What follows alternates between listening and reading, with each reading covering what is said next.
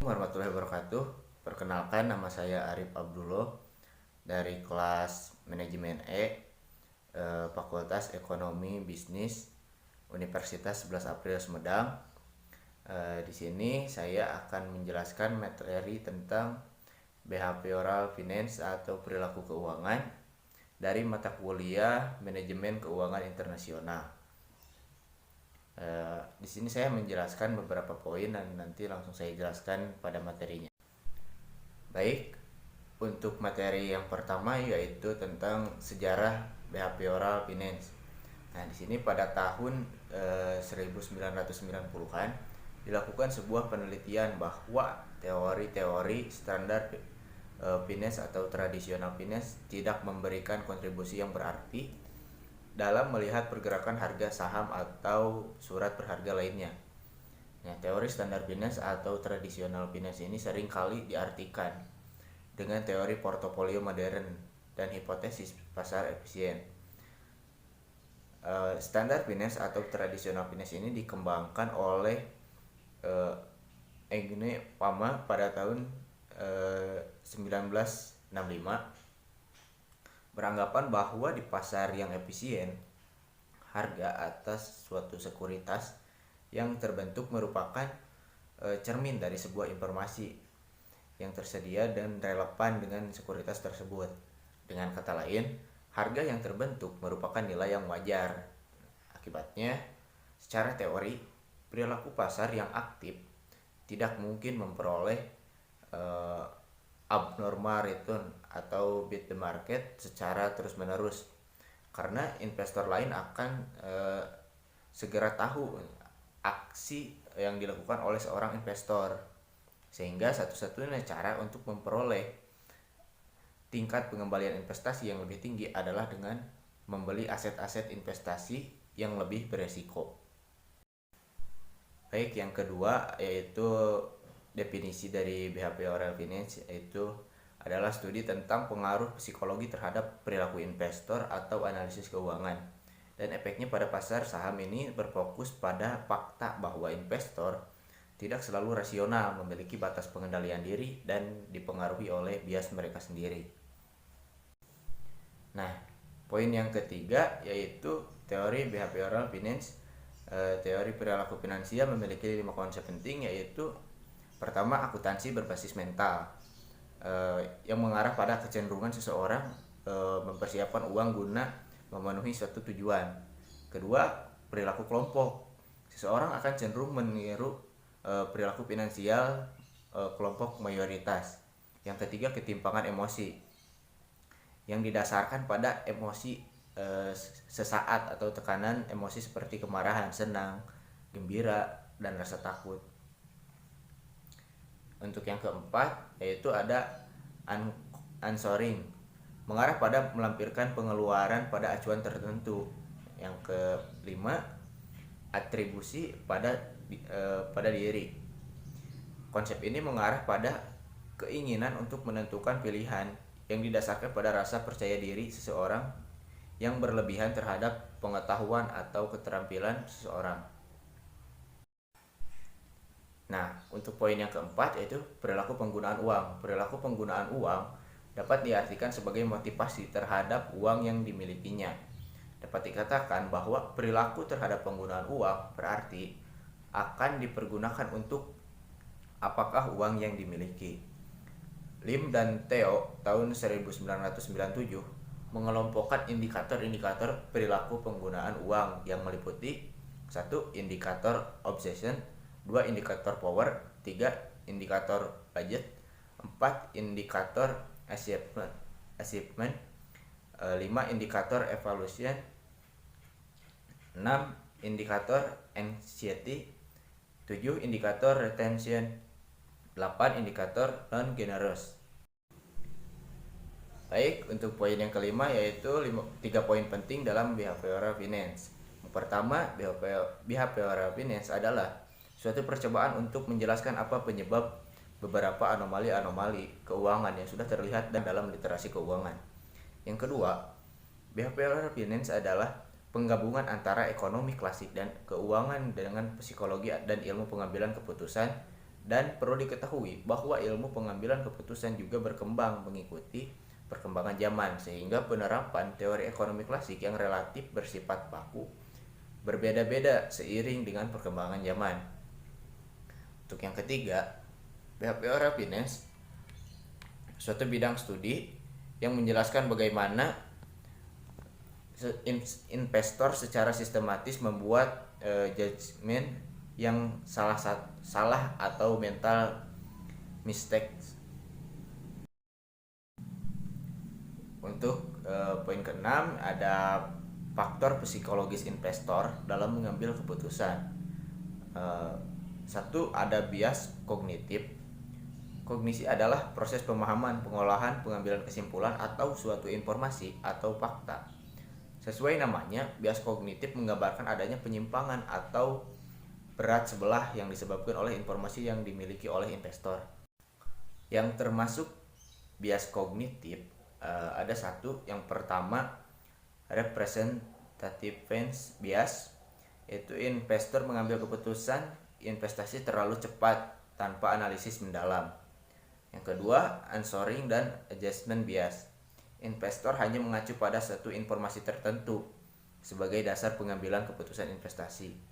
Yang ketiga, illusion of control bias investor. Percaya dirinya memiliki pengendalian penuh atas tercapainya kinerja investasi yang dimiliki. Yang keempat, ada availability bias, yaitu keputusan investasi yang dilakukan semata-mata atas kemudahan dan ketersediaan. Yang kelima, self attribution bias, yaitu investor menganggap keberhasilan investasinya murni berkat kemampuan dirinya sendiri dalam memprediksi dan menganalisis. Jadi, kegagalan investor akan selalu menyalahkan faktor eksternal. Yang keenam, ada conservative bias, yaitu investor cenderung memaksakan penilaian awal dan menyangkal perubahan kondisi yang terjadi atas investasinya. Yang ketujuh, ada confirmation bias atau selection bias. Investor cenderung hanya mencari informasi yang mendukung pandangannya atas keputusan investasi dan mengabaikan informasi yang bertentangan dengan pandangannya. Yang kedelapan, ada hindsight bias, yaitu investor cenderung hanya mengingat dan melebih-lebihkan keberhasilan pengalaman investasi di masa lalu, namun melupakan kegagalan yang pernah terjadi. Yang kedua, ada bias emosi. Berbeda dengan bias kognitif yang berfokus pada informasi dan pengetahuan, emosi lebih menitik beratkan pada perasaan dan spontanitas dibandingkan fakta. Dengan demikian, bias emosional menggambarkan kesalahan keputusan karena mengabaikan fakta. Yang termasuk bias emosi, yang pertama ada over confidence bias, yaitu keputusan investasi yang dilakukan karena kepercayaan diri investor yang terlalu berlebihan atas prediksi dan informasi yang dimilikinya. Yang kedua, ada loss aversion bias. Investor rasa dampak kerugian investasi lebih besar dibandingkan dengan kepuasan dan keuntungan investasi. Yang ketiga, self control bias. Investor tidak disiplin terhadap proses dan tujuan investasi yang telah dibuatnya sendiri. Yang keempat, ada status quo bias, yaitu perasaan nyaman yang didasarkan investor membuatnya tidak mau mengubah atau melakukan penyesuaian investasi.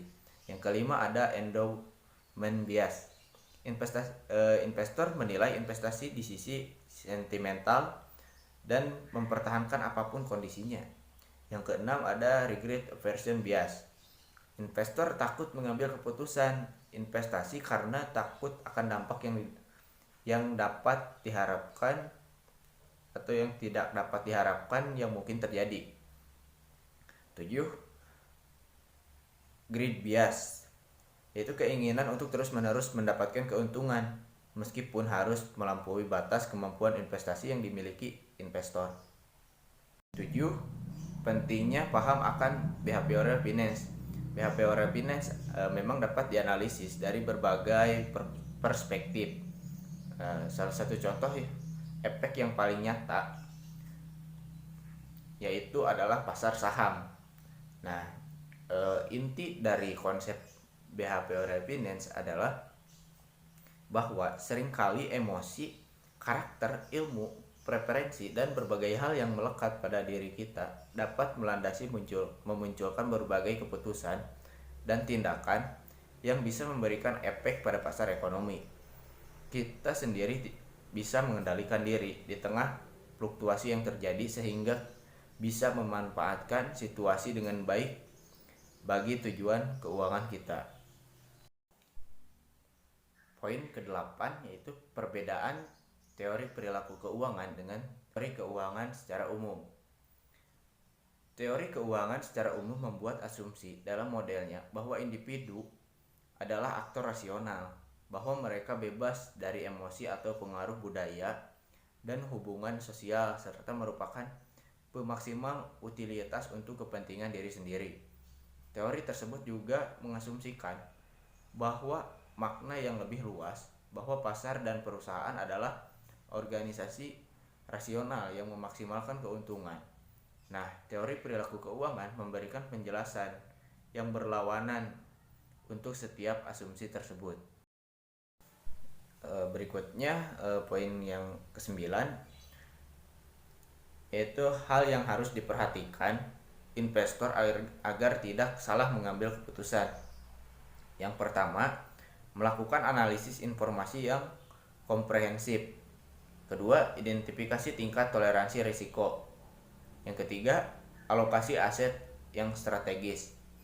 4. Rebalancing portofolio secara berkala. 5. Memiliki perencana keuangan pribadi. Nah, untuk materi saya jelaskan 9 poin, dan untuk kesimpulannya adalah perilaku keuangan menjadi bagian penting dalam proses pengambilan keputusan investasi karena mempengaruhi kemampuan investor secara nyata. Banyak investor berpengalaman memahami bahwa kesuksesan berasal dari kemampuannya menahan emosi dengan memahami secara menyeluruh profil risiko, mengingat kembali tujuan investasi, dan mematuhi rencana pelaksanaan strategi. Dengan demikian, investor dapat menghindari pengambilan keputusan investasi berdasarkan bias tersebut. Nah, meskipun tidak menawarkan kewajiban investasi, tetapi dapat membantu investor melatih dirinya bagaimana mewaspadai perilaku mereka sendiri. Nah, mungkin itu kesimpulan yang dapat saya sampaikan dan materi yang dapat saya sampaikan.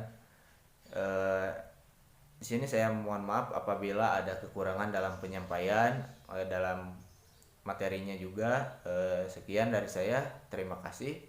Wassalamualaikum warahmatullahi wabarakatuh.